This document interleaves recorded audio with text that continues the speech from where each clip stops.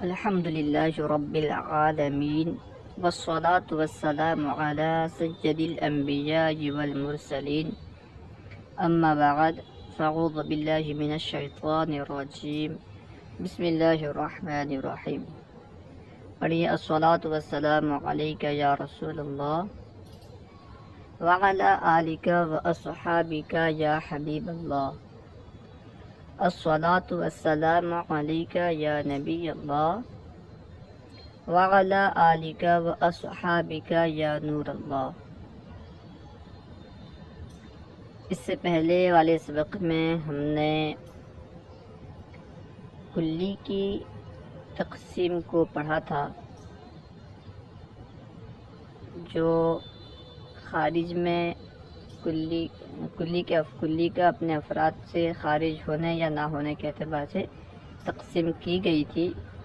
اس تقسیم کو ہم نے اس سے پہلے والے سبق میں پڑھ لیا۔ اس اعتبار سے کلی کی کل 5 قسمیں تھیں، جن کی وجہ حصر بھی میں نے آپ کے سامنے بیان کر دی تھی کہ کلی 5 ہی کیوں ہیں، اس سے زیادہ کیوں نہیں ہیں۔ اس اعتبار سے اولاً کلی کی 2 قسمیں تھیں، کلی ذاتی، کلی فرضی۔ کلی ذاتی کی پھر 3 قسمیں تھیں، جنس، نوع، فصل، اور کلی عرضی کی 2 قسمیں تھیں، خاصہ، عرض عام۔ آج ہم کلی ذاتی کی ایک قسم جنس کے بارے میں پڑھیں گے۔ جنس کسے کہتے ہیں، اس کی تعریف تو ہم پہلے پڑھ چکے ہیں۔ اب جنس کی تقسیمات پڑھیں گے۔ جنس کی کتنی قسمیں ہیں، کس اعتبار سے اس کی تقسیم کی جاتی ہے، کس اعتبار سے تقسیم ہو سکتی ہے، اور اس اعتبار سے اس کی کتنی قسمیں ہیں، آج ہم اسے پڑھیں گے۔ تو دیکھیے کتاب میں سبق نمبر 21، جنس کی تقسیمات۔ جنس کی 2 طرح سے تقسیم کی جاتی ہے، قرب و بعد کے اعتبار سے، ترتیب کے اعتبار سے۔ قرب و بعد کے اعتبار سے جنس کی پہلی تقسیم کی جاتی ہے، دوسری تقسیم ترتیب کے اعتبار سے کی جاتی ہے۔ دیکھتے جائیے۔ قرب و بعد کے اعتبار سے جنس کی تقسیم۔ اس اعتبار سے جنس کی 2 قسمیں ہیں، جنس قریب، جنس بعید۔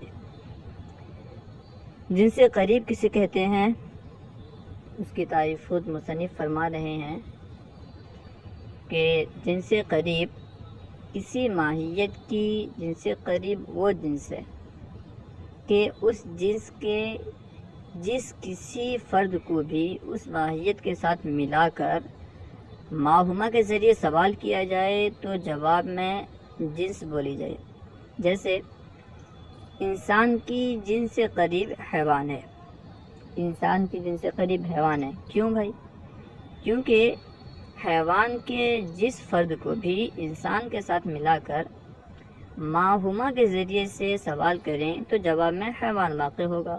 حیوان کے کسی بھی فرد کو لے لیں، آپ حمار کو لے لیں، بقر کو لے لیں، غنم کو لے لیں، کسی کو بھی لے لیں، اس کو لے کر کے انسان کے ساتھ ملا کر آپ سوال کریں گے ما ہما، تو جواب آپ کو ملے گا حیوان۔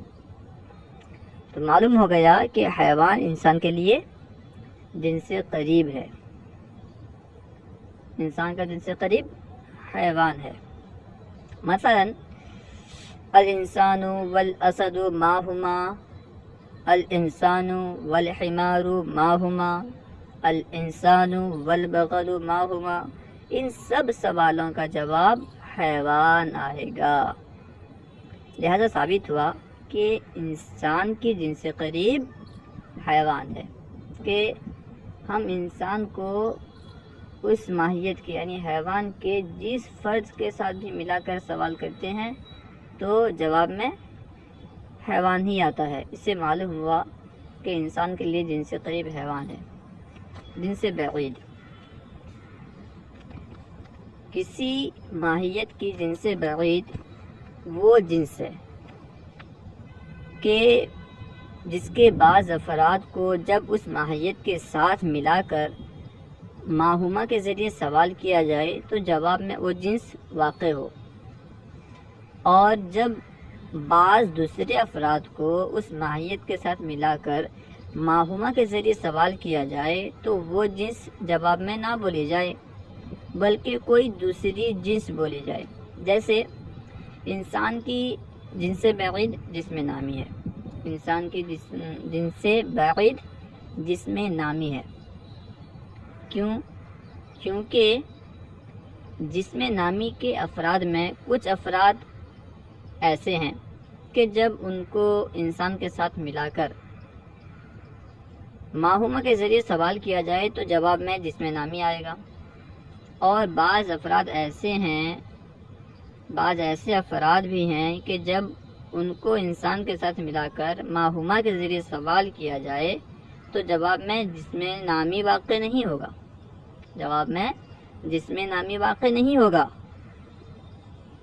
چنانچہ جب سوال کیا جائے، مثال کے ذریعے سمجھا رہے ہیں، جب سوال کیا جائے الانسان والنخل ما ہما، الانسان والجامون ما ہما، تو جواب میں جسم نامی آئے گا۔ انسان اور کھجور کا درخت ان دونوں کے بارے میں سوال کیا جائے یا جامن کے درخت کے بارے میں سوال کیا جائے تو جواب میں جسم نامی آئے گا۔ لیکن جب ہم سوال کریں اس طرح الانسان والحمار ما ہما، الانسان والکلب ما ہما، تو جواب میں جسم نامی نہیں بلکہ حیوان آئے گا۔ حالانکہ نخل اور جامن کی طرح حمار اور کلب بھی جسم نامی کے افراد میں داخل ہیں۔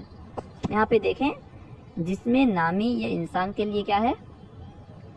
فصل بعید ہے، اس لیے کہ ہم جسم نامی کے بعض افراد کو انسان کے ساتھ ملا کر کے جب ماہومہ کے ذریعے سے سوال کرتے ہیں تو جواب میں جسم نامی ہی آتا ہے۔ جیسا کہ انسان اور درخت اور کسی بھی درخت کو لے کے سوال کریں، انسان نخل یا جامن وغیرہ کو لے کے سوال کریں تو جواب میں جسم نامی آئے گا کیونکہ دونوں بڑھنے والے ہیں۔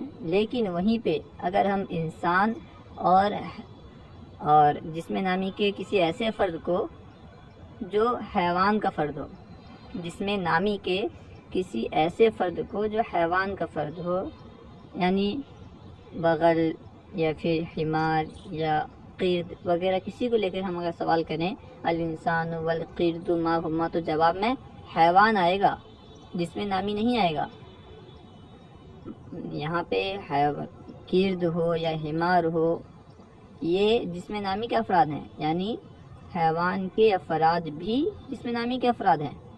جسم نامی کے افراد ہونے کے باوجود جب ہم انسان کو جسم نامی کے ان افراد کے ساتھ ملا کے سوال کر رہے ہیں جو کہ حیوان کے افراد ہیں تو جواب میں جسم نامی نہیں آ رہا ہے بلکہ حیوان آ رہا ہے۔ تو معلوم چلا کہ انسان کے لیے جو جنس بعید ہے وہ جسم نامی ہے، کیونکہ کبھی بولا جاتا ہے کبھی بولا نہیں جاتا۔ لیکن یہیں پہ حیوان کا معاملہ ہے، ہم حیوان کے کسی بھی فرد کو لے کر کے انسان کے ساتھ ملا کے سوال کریں تو حیوان ہی آئے گا۔ اس سے معلوم چلا کہ حیوان انسان کے لیے جن سے قریب ہے کہ ہمیشہ پایا جا رہا ہے۔ اب دوسرے اعتبار سے جنس کی تقسیم مصنف فرما رہے ہیں، دیکھیے اسے۔ نمبر 2، ترتیب کے اعتبار سے جنس کی تقسیم۔ ترتیب کے اعتبار سے جنس کی تقسیم مصنف فرما رہے ہیں۔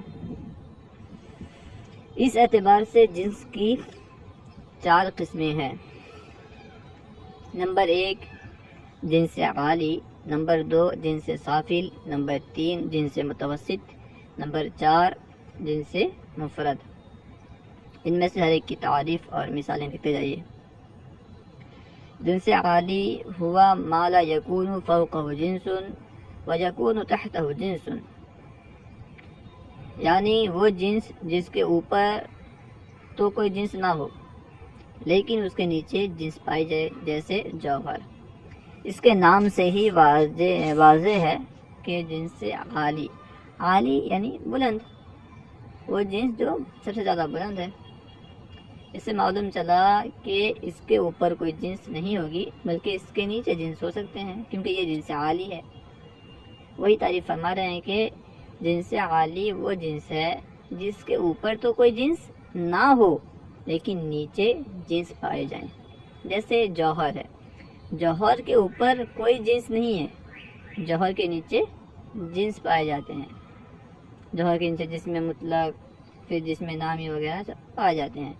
جوہر کے نیچے تو جنس ہے لیکن جوہر کے اوپر جنس نہیں ہے، تو جوہر یہ جنس عالی کہلائے گا۔ فائدہ، جنس عالی کو جنس الاجناس بھی کہا جاتا ہے۔ جنس عالی کو جنس الاجناس بھی کہا جاتا ہے، تمام جنسوں کا یہ جنس ہے، کیونکہ اس کے اوپر کوئی جنس ہے ہی نہیں، اس لیے اسے جنس الاجناس بھی کہا جاتا ہے۔ نمبر 2، جنس سافل ہوا ما لا یکون تحتہ جنس و یکون فوقہ جنس۔ اس کے نام سے بھی واضح ہے، سافل کہتے ہیں نچلا جنس، وہ جنس جس کے اوپر تو جنس پائے جاتے ہوں لیکن نیچے کوئی جنس نہ پائے جائے، تو یہ نیچا جنس ہوا۔ اگر اس کے نیچے کوئی جنس ہوتا تو اسے ہم جنس سافل نہیں کہتے۔